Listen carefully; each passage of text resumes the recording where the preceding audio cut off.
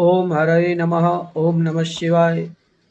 शास्त्रों कहे छे कि तमे कोई पूजा यज्ञ विधि विधान जप तप या तो तमे पोताना घरे ज्यारे कोई पूजा पाठ दीवाबत्ती करो छो तो केवा आसननो उपयोग करवो जोईए।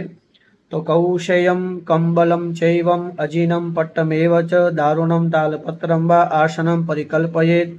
वंशासने तु दारिद्र्यं पाषाणे व्याधिरेव च धरण्यां तु भवेत् दुःखं दुर्भाग्यं छिद्रदारुजे। तृणे घन जनशो होमानि पल्लवे चित्तविभ्रमः।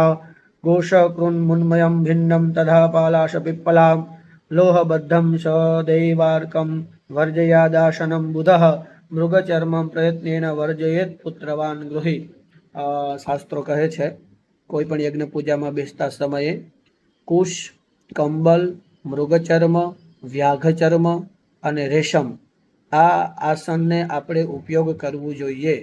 હંમેશાના માટે વાંસની લાકડી, જ્યાં માટી, પથ્થર, તૃણ પત્તે, ગોબર, પલાસ, પીપળો આવી બધી વસ્તુઓથી ઉપયોગ કરેલી લોખંડની ખીલી કે આવું ક્યાંય ઉપયોગ કરેલો હોય એવા આસનનો ક્યાંય ઉપયોગ કરવો ન જોઈએ।